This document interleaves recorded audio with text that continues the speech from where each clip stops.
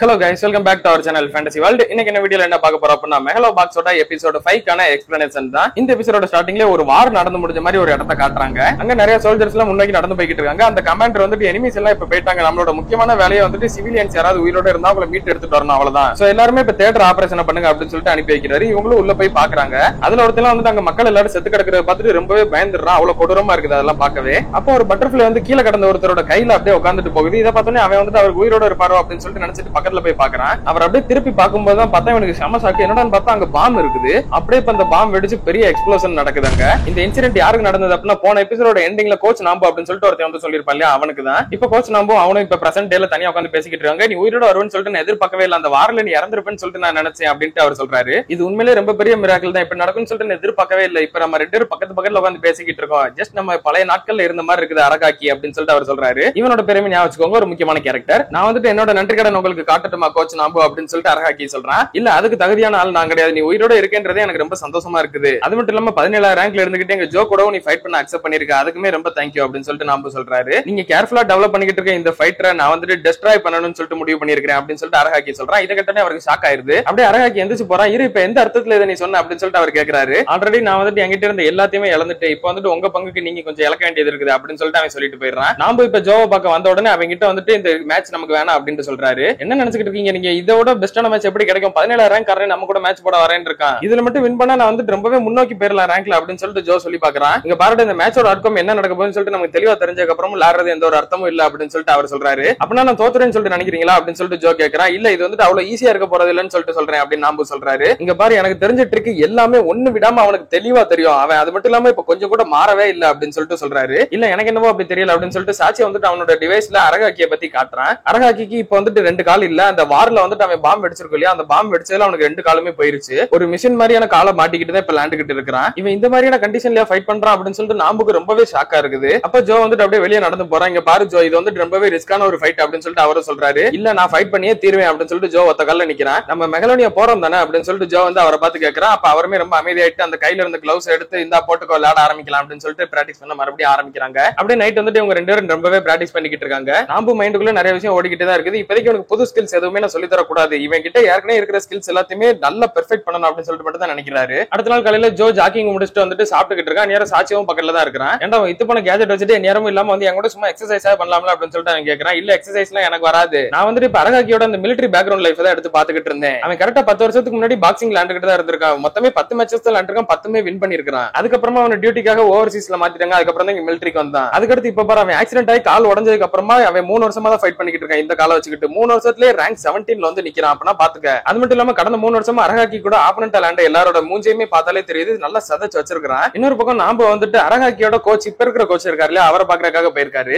அவருமே நாம பார்த்ததுக்கு அப்புறம் தெரிஞ்ச மாதிரியே பேசுறாரு. அரகாக்கி அந்த வாரில எல்லாத்தையுமே இழந்துட்டான், அவனோட உடம்பு மனசு எல்லாத்தையுமே. பட் அப்படி இருந்தாலுமே அவன் போறதுக்கு ஒரே ஒரு இடம் மட்டும் இருக்கு அப்படின்னு சொல்லிட்டு நினைச்சுக்கிட்டு இருந்தான். நீங்க வந்துட்டு அவனுக்காக எப்பவுமே காத்துக்கிட்டு இருப்பீங்க அப்படின்னு சொல்லிட்டு நினைச்சான் அவன். ஆனா கடைசி வரை அவனோட நம்பிக்கை நிறைவேறாம அப்படியே முடிஞ்சு போச்சு அப்படின்னு சொல்லிட்டு அவர் சொல்றாரு. இல்ல நான் வந்துட்டு அவன் செத்துட்டான்னு சொல்லிட்டு நினைச்சேன், ரிப்போர்ட்ல எல்லாம் சொன்னாங்க நியூஸ்ல, அதை பார்த்துட்டு தான் நான் செத்துட்டான்னு சொல்லிட்டு நினைச்சேன் அப்படின்ட்டு நாம சொல்றாரு. ஆமா ரிப்போர்ட்ல அவன் இறந்துட்டான்னு சொல்லிட்டு தான் சொன்னாங்க, ஆனா நீங்க அதை கன்ஃபார்ம் பண்ணணும்னு கூட நினைச்சு பார்க்கல, இல்ல அவன் வந்துட்டு உங்களை பார்க்க விரும்பவே இல்ல அப்படின்னு சொல்லிட்டு என்கிட்ட கிளியரா சொல்லிட்டான் அப்படின்னு சொல்லிட்டு அந்த கோச் சொல்லிட்டு போறாரு. ஒரு நிமிஷம் இருக்கு, நான் சொன்னேன்னு சொல்லிட்டு ஒரு விஷயத்தை மட்டும் அவன் கிட்ட சொல்றீங்களா, அவனோட ஃபீலிங் இப்ப என் மேல எப்படி இருக்குன்னு சொல்லிட்டு எனக்கு தெரியல, அவனை வெறுத்தாலும் வெறுத்துட்டு போகட்டும், ஆனா அவன் வந்துட்டு என் மேல வச்சிருக்க வெறுப்ப மேட்ச்க்குள்ள வந்து காட்டக்கூடாது அப்படின்னு சொல்லிட்டு நாம சொல்றாரு. அந்த கோச்சுமே இப்ப இவங்க பிராக்டிஸ் பண்ற இடத்துக்கு வராரு. அரகாக்கி வந்து அங்க ட்ரைனிங் பண்ணிக்கிட்டு இருக்கான். அப்ப அவங்க கோச் வந்துட்டு நீ இப்ப எக்ஸாக்ட்டா என்னதான் ட்ரை பண்ணிக்கிட்டு இருக்க, நீ வந்துட்டு மெகலோனியாக்குள்ள என்டர் ஆக போறேன்னு சொல்லிட்டு தான் நான் நினைச்சுக்கிட்டு இருந்தேன், அதுதான் உன்னோட உண்மையான கோல். அப்படின்னா உன்னோட அப்பர் ரேங்க்ல இருக்கவங்க கூட நீ மோதணும், அதை விட்டு உனக்கு கீழே இருக்கவங்க கூட நீ மோதாத, ஒழுங்கா இந்த மேட்சை கேன்சல் பண்ணு அப்படின்னு சொல்லிட்டு சொல்றாரு. இல்ல நான் வந்துட்டு இப்ப ஃபேமஸா இருக்கக்கூடிய கியர்லெஸ் ஜோ கூட ஃபைட் பண்ணி அப்படின்னா எனக்கு இன்னும் நிறைய ஸ்பான்சர்ஸ் கிடைப்பாங்க, அப்படின்னா எனக்கு அதை வச்சு நிறைய காசு கிடைக்கும், அதனால நான் உங்களுக்கு திரும்ப பே பண்ணலாம் அப்படின்னு சொல்லிட்டு அரகாக்கி சொல்றேன். நீ எங்களுக்கு காசு பே பண்ணணும்னு சொல்லிட்டு நாங்க ஒன்னும் உனக்கு இதெல்லாம் சொல்லி தரல, நீ இப்ப பண்றது பணத்துக்காக கிடையாது, அவரோட புது ஸ்டூடெண்ட் மேல நீ பொறாமப்படுற, நீ இருக்க வேண்டிய இடத்துல வேற ஒருத்தன் இருக்கானேன்னு சொல்லிட்டு நீ அப்செட் ஆகுற, அது வந்துட்டு பாஸ்டாவே மறந்துரு, நீ வந்துட்டு ஏதோ ஒரு ஓனரால ஒதுக்கப்பட்ட நாய் மாதிரி இப்ப நடந்துக்கிற அப்படின்னு சொல்லிட்டு அவர் சொல்றாரு. நீங்க இதுவரை எனக்கு பண்ண எல்லாத்துக்குமே தேங்க்யூ, ஆனா ஒருத்தருக்கும் ஒரு ஃபீலிங் இருக்கும், ஒரு விஷயத்த ஒருத்தர் வேற மாதிரி தான் பாப்பாங்க, அதனாலதான் நீங்களும் நானும் டிஃபரெண்டா இருக்கிறோம் அப்படின்னு சொல்லிட்டு அரகாக்கி சொல்லிடுறான். அப்ப அரகாக்கிக்கு ஒரு பிளாஷ்பேக் வருது. அவன் ஆக்சிடென்ட் ஆகி முடிச்சதுக்கு அப்புறம் அவன் கால் இல்லாத நினைச்சு ரொம்பவே வருத்தப்படுவான். இப்படி ஒரு வாழ்க்கை எனக்கு தேவையில்லை அப்படின்னு சொல்லி நினைச்சுக்கிட்டு அவன் வாயில கண்ணை வச்சுக்கிட்டு ஷூட் பண்ற மாதிரி போயிருவான். அப்ப கரெக்டா அவனோட கிளவுஸ் குள்ள இருந்து ஏதோ ஒரு பேப்பர் கீழே விழுகும். அதை பார்த்ததுக்கு அப்புறம் அவனை ஷூட் பண்ணாம அப்படியே நிப்பாட்டிடுவான். அதுக்கப்புறமா அவன் நாம வச்சிருந்த அந்த ஒரு ஜிம்முக்கு போய் பாக்குறான். பட் அந்த ஜிம் பூட்டி இருக்குது. நாம வந்துட்டு அவன் மிலிட்டரிக்கு போறதுக்கு முன்னாடி இவன் கிட்ட ஒரு விஷயத்த சொல்லியிருப்பாரு, மறந்துடாத இது வந்துட்டு எப்பவுமே உன்னோட வீடு, உனக்காக உனக்காக நான் காத்துக்கிட்டு இருப்பேன் அப்படின்னு சொல்லிட்டு அவனுக்கு தெரிஞ்ச ஒரு ஆளுமே இப்ப அங்க இல்ல. அதனால அவன் இன்னுமே ரொம்ப அப்செட் ஆயிடுறான். இப்போ பிரசன்ட்ல கரெக்டா அவன் அந்த நாம்பு ஜிம்முக்கு முன்னாடி தான் நின்னுக்கிட்டு இருக்கான். அங்க வந்துட்டு கரெக்டா அங்க ஜோவும் வரான். இவங்க ரெண்டு பேரும் போய் ஒரு இடத்துல பேச ஆரம்பிக்கிறாங்க. அரகாக்கி வந்து ஜோ கிட்ட நாம்புவை பத்தி தான் சொல்றான். எனக்கு தெரிஞ்ச நாம்பு வந்துட்டு இந்த மாதிரி தந்திரமாலாம் நீ கியர் இல்லாம ஃபைட் பண்ண ஒத்துக்கிட்டு இருக்கவே மாட்டாரு. எனக்கு அவர் மேல இருந்த மரியாதையே போச்சு. இருந்தாலும் நான் உங்ககிட்ட இதை சொல்றேன் அப்படின்னு சொல்லிட்டு அரகாக்கி சொல்றான். நீ சொல்றதை நானுமே அக்செப்ட் பண்ணிக்கிறேன். ஆனா அவர் பேசுற பொய்யெல்லாம் வந்துட்டு நான் ஒன்னும் வெறுக்கலாம் செய்யல. நீ அவர் மேல நிறைய நம்பிக்கை வச்சிருக்க போலே அப்படின்னு சொல்லிட்டு அரகாக்கி சொல்றான். இல்ல நான் இதை இப்படி சொல்ல முடியாது. அவர் என்னை நம்புறாரு, அதனால நானும் அவரை நம்புறேன், அவ்வளவுதான். இந்த மாதிரியான நம்பிக்கை உடைக்கிறதுல அவர் கொஞ்சம் கூட தயங்கவே மாட்டாரு. அதுதான் அவரோட நேச்சரே. அது மாதிரி உனக்கு நடந்துடக்கூடாதுன்னு சொல்லிட்டு தான் நான் சொல்றேன் அப்படின்னு அரகாக்கி சொல்றான். உன்னோட கால் இந்த மாதிரி ஆனதுக்கு அவர் தான் காரணம்னு சொல்லிட்டு நீ சொல்றியா அப்படின்னு சொல்லிட்டு ஜோ கேக்குறான். இங்க பாரு, அவருக்குன்னு சொல்லிட்டு அவர் லைஃப் இருக்குது, எனக்குன்னு சொல்லிட்டு என் லைஃப் இருக்குது. நீ என்ன பழி சொல்லணும்னு சொல்லிட்டு நினைக்கிறியோ அதை சொல்லிக்கோ. ஆனா எந்த ஒரு மனுஷனா இருந்தாலும் ஒரு விஷயத்துல கடைசி முடிவை அவனாதான் எடுப்பான் அப்படின்னு சொல்லிட்டு ஜோ சொல்றான். நான் உன்னை பார்க்க வராமே இருந்திருக்கலாம் அப்படின்னு சொல்லிட்டு அரகாக்கி திரும்ப போறான். அவன் போகும்போது ஜோ வந்துட்டு நீ என்னை டெஸ்ட்ராய் பண்ணுவேன்னு சொல்லிட்டு சொன்னல, உன்னால முடிஞ்சதை பண்ணு, ஆனா அது அவ்வளவு ஈஸியா இருக்க போறது கிடையாது அப்படின்னு மட்டும் சொல்றான். அன்னைக்கு நைட்டு இவங்க வழக்கம் போல பிராக்டிஸ் பண்ணிட்டு இருக்காங்க. நேரம் நாம வந்துட்டு நான் உன்னை எத்தனை வாட்டி தான் சொல்றது, உன்னோட ஃபுட்டை ரெண்டு பேலன்ஸ்டா வைக்கணும். நீ உன்னோட முன்னாடி காலுக்கு அதிக வெயிட் கொடுத்துக்கிட்டு இருக்க, பின்னாடி கால பார்க்க மாட்டேங்கிற.